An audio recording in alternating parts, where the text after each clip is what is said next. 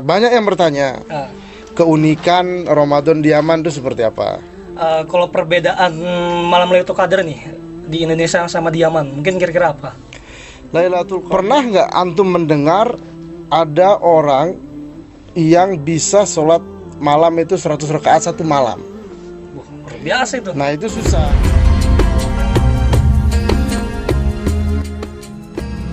Assalamualaikum warahmatullahi wabarakatuh. Para pemirsa Anebros TV, selamat datang di program podcast Idaman.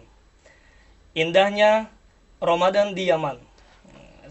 Telah hadir di studio kita salah satu pelajar Ribat Imam Muhajir dan salah satu alumni Universitas Wasatiyah di Hadramaut, Ustadz Ahmad Syakur. Assalamualaikum warahmatullahi wabarakatuh. Waalaikumsalam warahmatullahi wabarakatuh. Berembai kabar sih deh? Kabar sehat, alhamdulillah. Ngomong-ngomong, ini kan kita membahas masalah Ramadan di Yaman. Ya. Ngomong-ngomong, sudah berapa lama di Yaman? Anak di Yaman sekarang sudah masuk tahun ke-7. Jadi sudah Ramadan kali ini sudah Ramadan yang ke-7. Alhamdulillah. Oh, Masya Allah, sudah 7 tahun. Iya. Ngomong-ngomong, kalau sudah 7 tahun mungkin sudah dapat anak ya, kalau sudah punya istri. Enggak, belum. Anak belum kawin. Belum kawin. Iya. Ngomong-ngomong, apa aja yang didapatkan di Yaman selama 7 tahun ini? Yang didapatkan di Yaman ini dari segi apa dulu nih? Mungkin dari segi tertibnya, dari segi pelajarannya. Mau ditanya Ramadannya? Ya, semuanya Bagaimana dari Ramadannya? Yaman. Jadi di Yaman itu sebenarnya banyak yang bertanya, keunikan Ramadan di Yaman itu seperti apa? Sebenarnya bahasa yang lebih cocok itu bukan keunikan, keistimewaan. Keistimewaan Ramadan di Yaman itu seperti apa? Banyak sekali keistimewaan di Yaman itu seperti apa. Salah satunya dari segi tertibnya. Berbeda sekali dengan di negara kita di Indonesia. Kalau di Indonesia misalkan kita lihat dari sore hari, di Indonesia itu ada namanya ngabuburit untuk nunggu berbuka. Di sini nggak ada. Di sini itu malah kita ngisi waktu sore itu dengan rohah. Itu salah satunya. Yang kedua itu juga kita ngisi dengan membaca Quran. Karena bulan ini dinamakan dengan Syahrul Quran, diturunkannya Al-Quran. Nah, jadi banyak sekali keistimewaan. Kalau kita berbicara tentang keistimewaan, banyak yang kita dapatkan di Yaman. Salah satunya yang membuat Ana secara pribadi duduk di Yaman itu sudah, alhamdulillah sudah tahun ke-7. Yang membuat masih kangen. Sebenarnya kalau ditanya kenapa belum pulang, masih kangen di Yaman sebenarnya. Karena Ramadan di Yaman itu, kalau berbicara tentang Ramadan itu sangat istimewa. Pernah nggak antum mendengar ada orang yang bisa sholat malam itu 100 rakaat satu malam? Luar biasa itu. Nah itu susah. Tapi di bulan Ramadan itu bisa. Bayangkan saja, sekarang antum itu sholat isya, kemudian sholat tarawih. Itu misalkan jam 8. Jam 8 sholat tarawih, misalkan di Masjid Ahmadin atau di beberapa masjid di Kota Tarim. Setelah itu antum datang ke masjid, misalkan Masjid Jamalul Lail. Di sana dilaksanakan sholat tarawihnya jam 9. Sudah 2 sholat tarawih yang antum bisa laksanakan. Ini kalau mampu. Setelah itu diadakan sholat tarawih jam 11 di Masjid Ba'alawi. Setelah Masjid Ba'alawi selesai, dilaksanakan sholat tarawih di Masjid Al-Muhdar jam 12 atau jam setengah 1. Kemudian setelah itu dilanjutkan di Masjid Jami' jam 2 atau sampai jam 3 sampai sahur. Jadi kalau antum hitung sebenarnya, kalau antum mempunyai himmah, mempunyai semangat yang tinggi, seseorang itu bisa satu malam itu menghabiskan 100 rakaat. Makanya kalau banyak yang mendengar ada orang yang sholat 100 rakaat itu bagi ahli tarim itu biasa. Bagi orang Yaman itu biasa. Nah, keutamaan atau keistimewaan seperti itu yang tidak ada di Indonesia, yang tidak kita bisa dapatkan di Indonesia. Nah, jadi masih banyak sekali keistimewaan yang kita dapatkan di bulan Ramadan di kota Tarim atau di Hadramaut secara umum. Kalau tertibnya sendiri apa aja mungkin? Kalau tertibnya, jadi begini, tertib kita di Ribat Imam Al-Muhajir itu sedikit berbeda. Tapi kalau dilihat dari secara umum itu sama sebenarnya, satu manhaj. Di Ribat Imam Al-Muhajir itu Anda lanjutkan dari habis sholat tarawih sampai nyaur tadi kita lanjutkan dari kisahnya tadi. Itulah riwayat Al-Muhajir setelah makan sahur itu langsung ke masjid, nggak langsung tidur. Nah, ini salah satu keuntungan tuh Ramadan di Yaman. Coba kalau di Indonesia, setelah nyaur tidur, Gitu. nunggu subuh, bahkan kelolosan subuh. Kalau enggak Mobile Legend. Puasa, sholatnya bolong-bolong. Nah, jadi itu salah satu keutamaannya. Jadi habis sahur langsung ke masjid sampai subuh. Habis itu daras sampai isyraq atau baca Quran. Terus habis itu dari habis isyraq sampai zuhur itu rohah, ada yang mau istirahat, ada yang mau nelpon keluarga. Setelah itu majelis daras dari jam 1 sampai azan asar, daras tafsir. Nah, ini juga keuntungan yang kita dapatkan puasa di Yaman tuh. Nah, jadi ini perbedaan, makanya Anda bilang tadi di awal, puasa di Ribat Muhajir itu agak sedikit berbeda dengan di Tarim. Mungkin di Tarim siang hari. Jadi puasa di Hadramaut itu secara umum itu kalau dari pagi sampai asar itu seperti kota mati.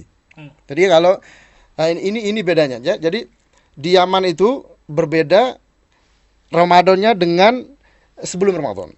Jadi ketika Ramadan pagi menjadi siang, pagi menjadi malam dan malam menjadi pagi.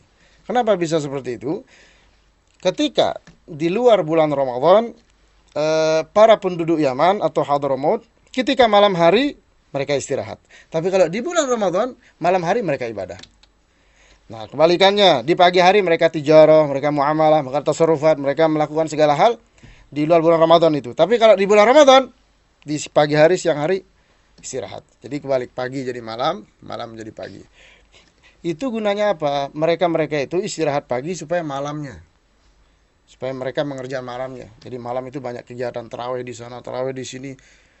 Seperti yang sudah kita ketahui, antum sudah baca di beberapa kitab, sudah mendengar dari guru-guru kita, bahwasanya amal di bulan Ramadan itu kan dilipat gandakan itu. Bagaimana itu? Kita bisa mendapatkan keistimewaan. Jadi kalau berbicara keistimewaan itu atau bagaimana Ramadan di Tarim itu sangat berkesan. Banyak sekali keistimewaan yang kita dapatkan. Jadi selama sholat tarawih ini ada di mana-mana aja gitu ya? Iya. Jadi di Indonesia itu sholat tarawih ini bagi yang mampu. Kan sholat tarawih itu sunnah. Jadi semakin banyak sunnah yang kita kerjakan semakin bagus. Ngomong-ngomong, antum nih pernah sholat di masjid mana aja gitu? Alhamdulillah, Ana pernah menjalani yang disebutkan tadi sudah, alhamdulillah. Tapi nggak sebulan full. Karena kita di sini berada di Ribat. Nah, jadi kita terikat juga, susah keluarnya. Dulu Ribat Imam Al-Muhajir fi Ashrul Awakhir, di 10 malam terakhir itu dikasih keluar. Jadi boleh. Malam ini mau kemana, mau masjid mana, terserah, mengikuti kegiatan di Tarim atau Hadramaut secara umum itu boleh. Jadi dulu alhamdulillah kita pernah merasakan sholat sebanyak itu. Jadi memang kalau awal-awal memang luar biasa, 100 rakaat siapa yang mampu? Kalau dari segi akal itu nggak ada yang mampu, susah. Habib Salim Asyatiri itu, Habib Umar bin Hafiz sudah umurnya sudah bisa kita katakan senja, tapi mampu sholat di Darul Mustafa. Satu malam itu menghabiskan 2 juz. Kita di sini di Ribat Imam Al-Muhajir satu malam menghabiskan 1 juz. Berdiri lama, habis maghrib kita melakukan sholat tasbih. Dan itu pekerjaan yang susah itu dilakukan oleh orang lain itu. Nah, ini juga keuntungan kita di Yaman itu. Kalau di Indonesia banyak godaannya. Kalau di sini nggak ada. Jadi di sini kita makan, tidur, ibadah itu beres. Di Indonesia, nah jadi yang haram-haram itu kita di Indonesia dekat kepada sesuatu yang haram itu lebih cepat. Nah, di sini nggak ada mau sama siapa. Nah, kita di sini cuman sibuk dengan perkara yang dinamakan dengan menuntut ilmu. Maka di bulan Ramadan ya kita sibukkan dengan kegiatan-kegiatan yang memang diperintahkan oleh Allah Subhanahu wa taala. Kalau perbedaan malam Lailatul Qadar nih di Indonesia sama di Yaman, mungkin kira-kira apa?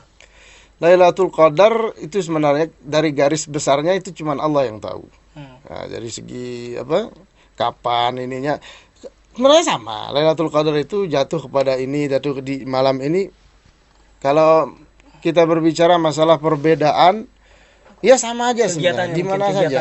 Kegiatannya. Kegiatannya gimana? Ya di sini di Yaman khususnya di 10 malam terakhir gitu kita baca beberapa madih, beberapa pujian yang berkaitan dengan Lailatul Qadar.